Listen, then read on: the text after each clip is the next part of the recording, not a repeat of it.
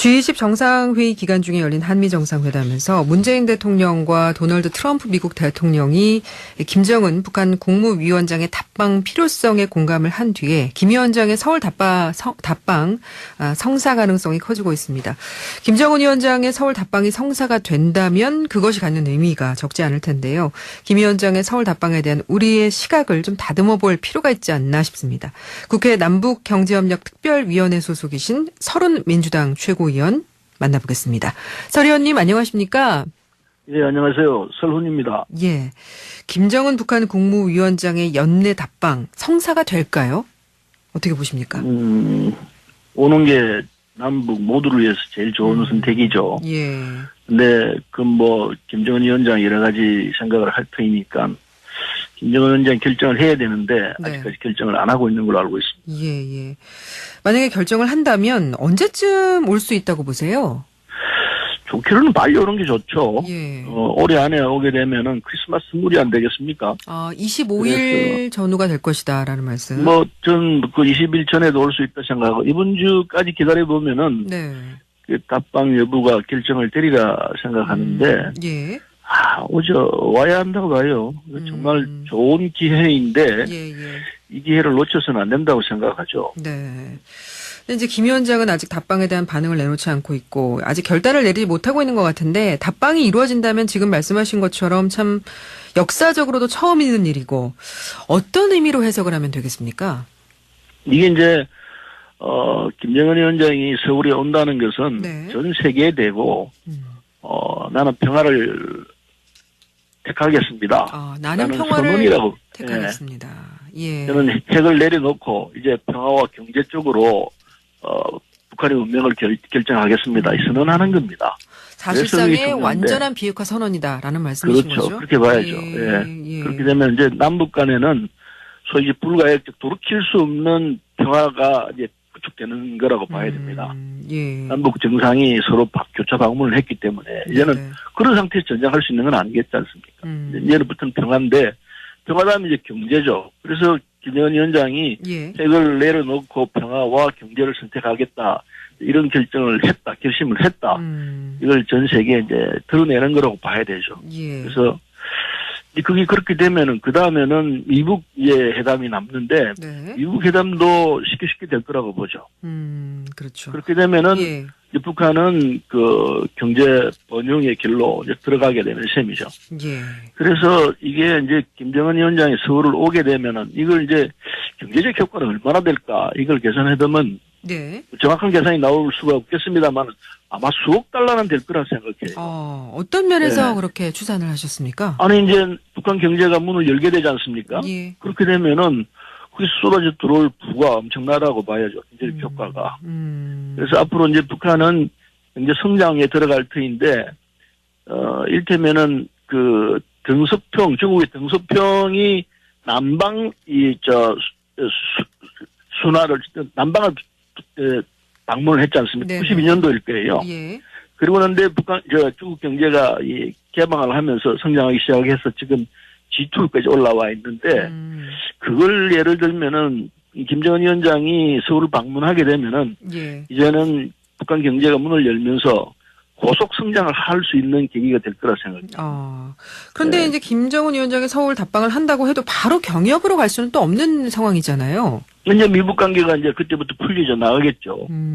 이제 그런 비핵화가 이제 순차적으로 차근차근 진행이 될 거니까 아마 이 트럼프 대통령 임기 전 앞으로 2년 안에 그런 상황이 정리가 되지 않겠나 이렇게 생각하면은 그 동시에 남북 관계도 이제 해빙이 오고 경제적 이런 그 문제들이 하나하나 풀려 나가겠죠. 예. 그렇게 되면 북한 경제는 이제 올라보게 바뀌겠죠. 이제 김 위원장이 경제 개발에 상당히 관심이 높기 때문에 첨단 산업단지, 예를 들어서 뭐 수원의 삼성전자라든지 판교 테크노밸리, 파주 LG 디스플레이 이런 곳을 방문을 한다면 그건 역시도 신선한 충격이 되지 않겠느냐 이런 얘기 나오거든요. 그렇죠. 그래서 김정은 위원장이 이제는 경제 쪽으로 확실히 돌아섰구나 하는 거를 전 세계에 이제 보여주는 일종의 이 가시적인 그런 부분이 될 터이니까 삼성 또는 현대차 테크노밸리 이런 데를 방문하는 것이 좋죠. 그래서 그걸 보고 우리도 이걸 할 수 있겠구나 이런 생각을 갖게 해야 될 것 아닌가 하는 생각이 들어요. 근데 그 김정은 위원장의 서울 답방이 사실상의 비핵화 선언이라고 말씀은 하셨지만 이게 또 구체적인 어떤 뭐 선언 내지는 어떤 문서화된 합의문이 나와야 또 믿을 수 있다 이런 또 의견들도 많기 때문에 아무래도 이 답방에서 논의될 의제 중에는 물론 비핵화 조치에 대한 내용이 들어가 있어야 하겠죠. 사전 조율을 당연하죠. 아니 우리 문재인 대통령이 평양에서 16만 명이 모여 있는 자리에서 비핵화해야 한다는 얘기를 했지 않습니까? 그렇죠. 그걸 박수로 다 받아줬거든요. 평양 시민들이 박수로 다 받았고 그걸 다 북한 인민들이 다 받기 때문에 선언은 이미 돼 있죠. 안보 자체 선언이 돼 있고 구체적으로 이제 문서화하는 작업은 문서화하고 난 뒤에 이제 구체적으로 비핵화를 해내는 작업들은 한 2년 걸려서 최종적으로 트럼프 대통령 임기 끝나기 직전에 1차 임기 끝나기 직전에 되지 않겠나 이렇게 보고 있죠. 네. 근데 미국 조야에서는 좀 회의론도 나오는 것 같아요. 그러니까 과연 정말 완전한 비핵화를 약속을 하겠느냐, 완전히 그렇게 하겠느냐. 그러니까 북한 정상회담도 완전한 비핵화가 열리지 않는다면 아예 차라리 열지 말아야 된다. 이런 회의론이 번지고 있다고 하는데 그래서 이제 비핵화가 빠진 김 위원장의 답방은 무의미한 게 아니냐라는 걱정도 있거든요. 그래서 서울에 와야 하는 거죠. 그런 이미지를 걷어내는 작업을 하는 게 이번에 서울 답방이 되는 셈이죠. 그래서 전 세계인들이 과거에 이 평양의 행태를 보면은 이거 다 뭐 엉터리일 것이다 이렇게 생각하는데 서울 와서 김정은 위원장이 하는 행동을 보면 그게 아니었구나. 정말 평화로 가고 경제를 지키려고 하구나. 살리려고 하구나.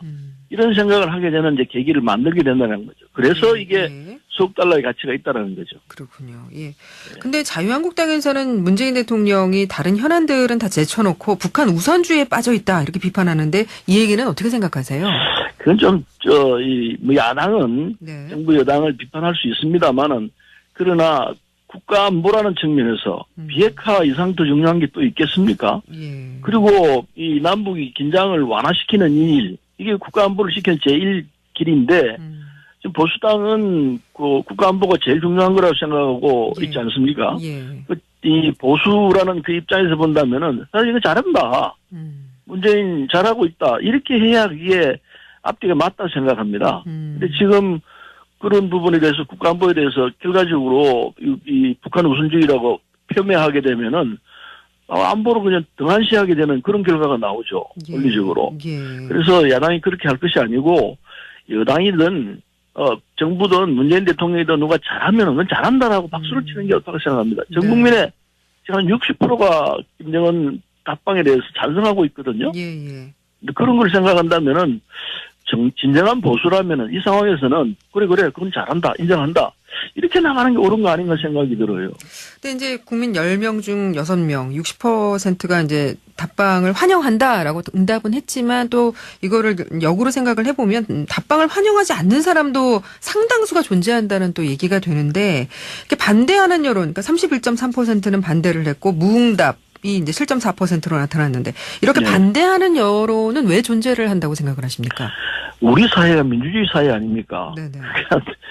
99% 100% 다 찬성하는 거는 엉터리죠. 당연히 어떤 문제에 대해서 반대도 있고 찬성도 있는데 찬성이 60% 이상 넘어가면 그건 안정적으로 그쪽으로 가는 것이 옳은 자세이죠.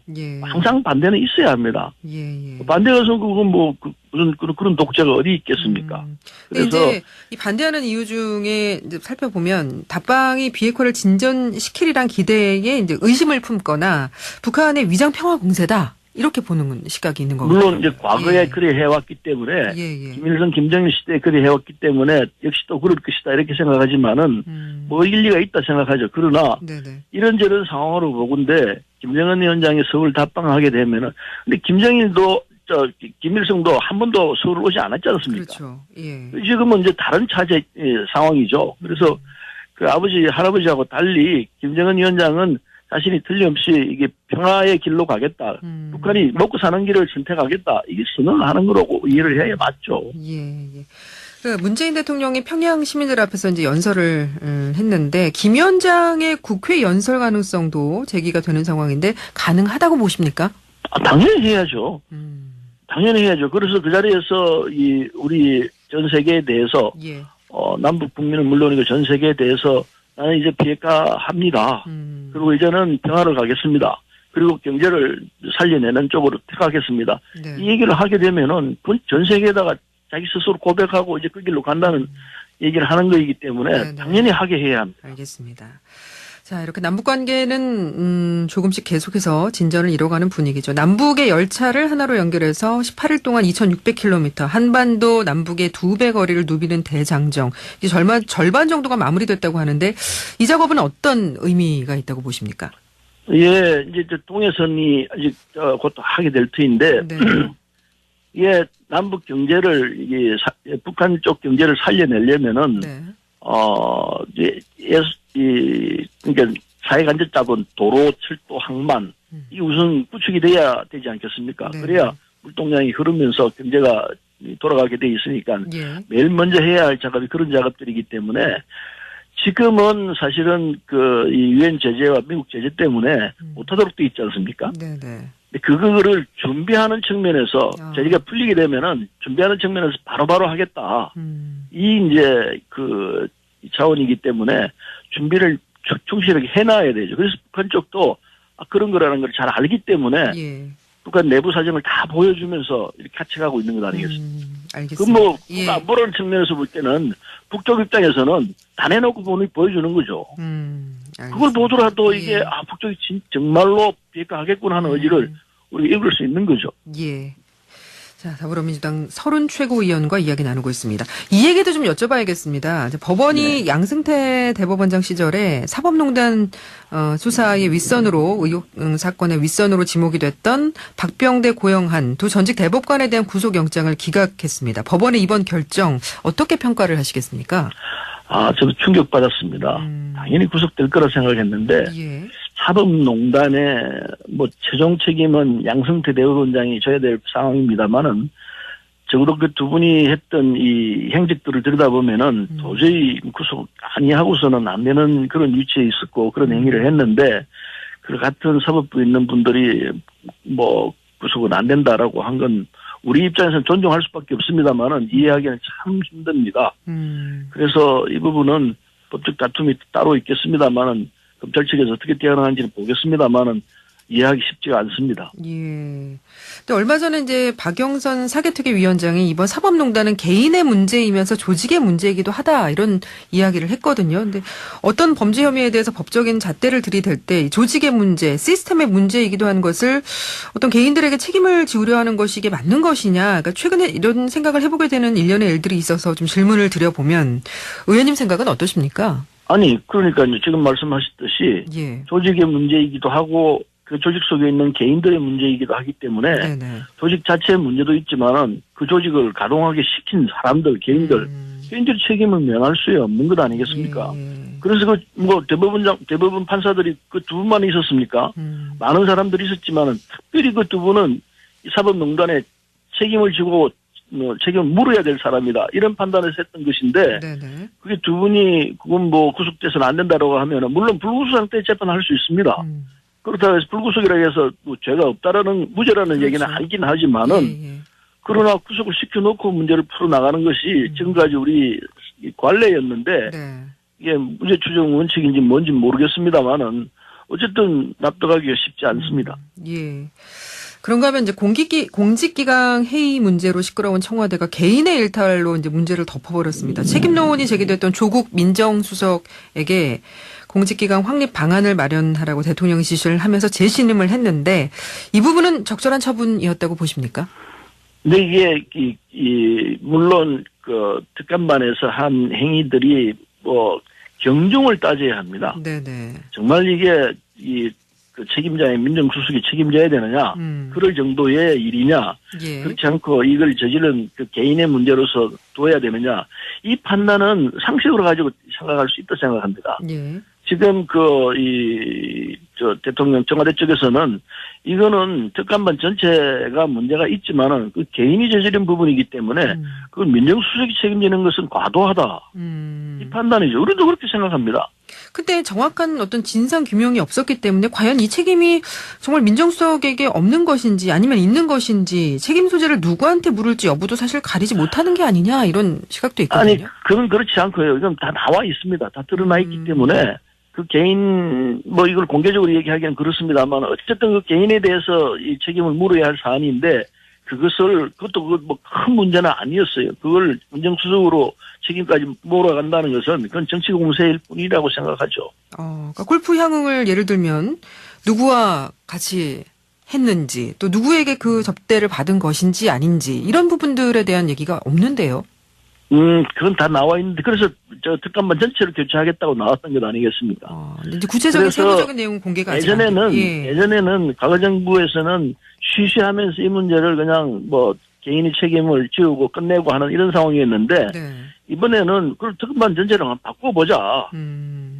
그래서 공개적으로 문제를 제기하고 그리고 공개적으로 문제를 풀자 이 입장에서 특감반 전체 교체를 하면서 지금 이 상황 정리에 들어갔기 때문에 제가 볼 때는 이제 바른 수순을 밟아가고 있고 과거와는 달리 이 특감반에 대한 그 청와대 자세가 확실하구나 하는 걸 알 수 있다고 생각합니다.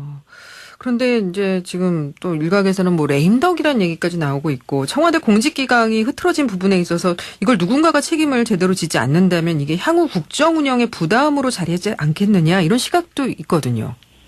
레임덕이 지금 임기 시작한 지 얼마 됐다고 좀 1년 반도 안 됐는데 레임덕이라는 건 자신 이야기고 웃자가 하는 얘기겠죠. 네네. 그 공직기관을 다 잡아야 하는 건 틀림없습니다. 그건 맞지만은 그렇다고 해서 레임덕이라고까지 얘기하는 것은 그 뭐 말이 안 되는 소리일 것 같고 어쨌든 이 상황에서 이걸 계기로 해서 공직기관을 좀 다 잡고 그리고 이 첫 출발하는 마음으로 새롭게 해야 될 기회가 된 셈이라고 봐야죠. 예. 그리고 야당이 이제 조국 수석 책임론하고 사퇴 요구를 제기한 게 이번이 처음이 아니잖아요. 계속해서 조국 수석 얘기만 나오면 좀 유독 민감하게 반응하는 경향이 없지 않은데 그 이유가 뭐라고 보십니까? 그게 이제 조국 수석이 갖고 있는 이미지 자체가 청와대 들어오기 전부터 개혁주의자 아닙니까? 예. 그래서 우리 문재인 정부의 개혁의 아이콘이거든요. 개혁의 아이콘. 그러니까 조국을 뜯어내면은 이건 틀림없이 계획이 무너진다. 이런 생각을 하고 있으리라고 보죠. 네. 또 거꾸로 우리는 그렇게 해서는 정말 계획을 못하게 되는 상황이 들어가기 때문에 아직 계획이 완수된 상황이 아니니까 조국은 아직 버텨야 한다. 조국 수석은 버텨야 한다. 이런 입장에서 이 상황이 공방이 벌어지고 있는 것 같습니다. 알겠습니다. 그러나 객관적으로 볼 때 계획을 해야죠. 마무리를 지어야죠. 네, 알겠습니다. 그럼 오늘 말씀은 여기까지 듣겠습니다. 고맙습니다. 네, 고맙습니다. 네, 지금까지 서른 더불어민주당 최고위원이었습니다.